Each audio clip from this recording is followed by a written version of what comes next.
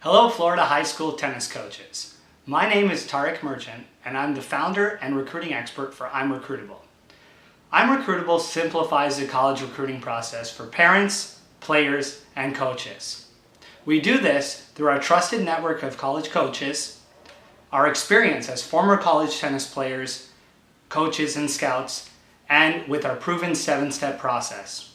Our mission is to help the Florida high school tennis coaches help their players and parents go through the recruiting process. It can be a tough, confusing process, and it could cause a lot of heartache, and often a lot of parents and players don't get the opportunities that they're looking for. It's a customized process and it's individual to each person's needs and wants, and therefore requires a different strategy for each player.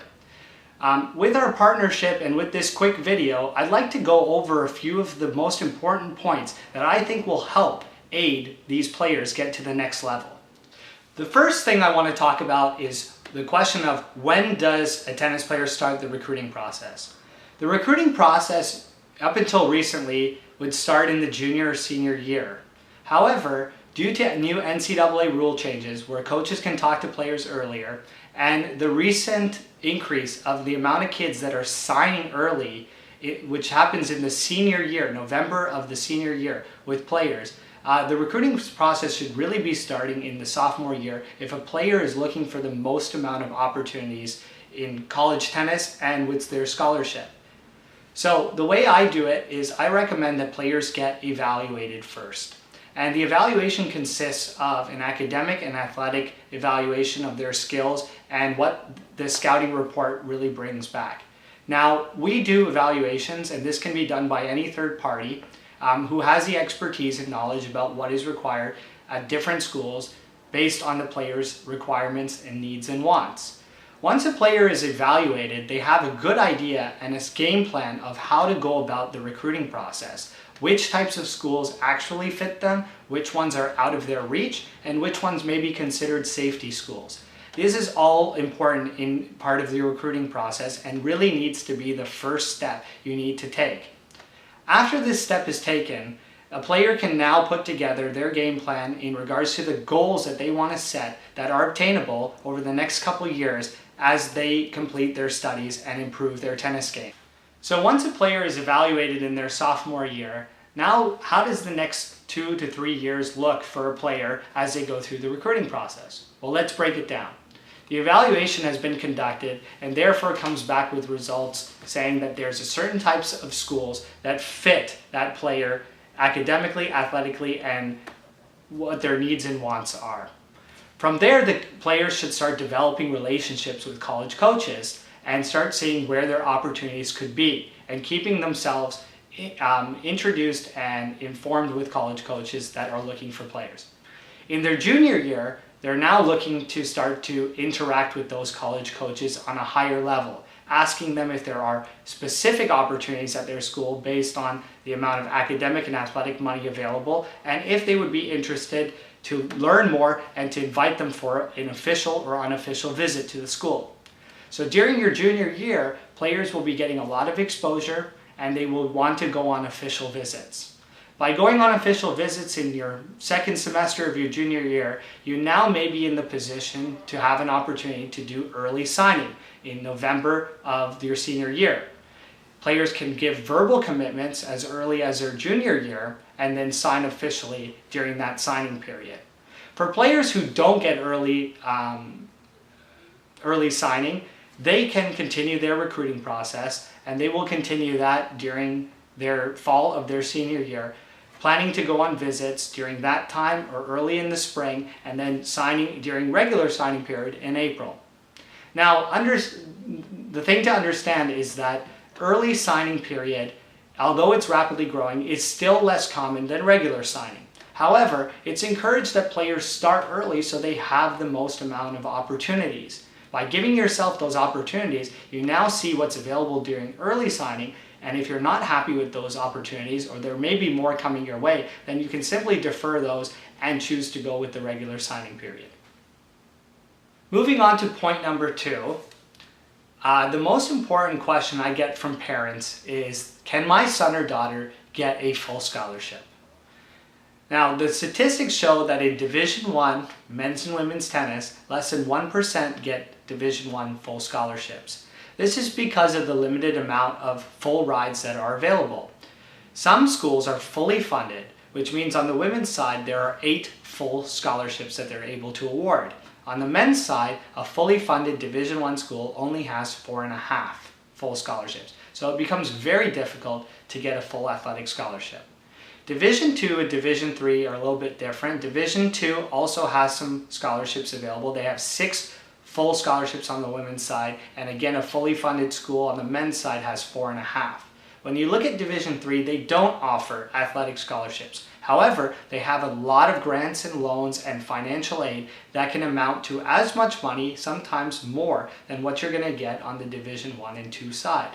Therefore, you need to look at scholarships in a whole, not in terms of a division, not in just regards to athletic money, but some schools offer more athletic money than academic. Some schools offer more academic than athletic. Some offer a balanced amount for each.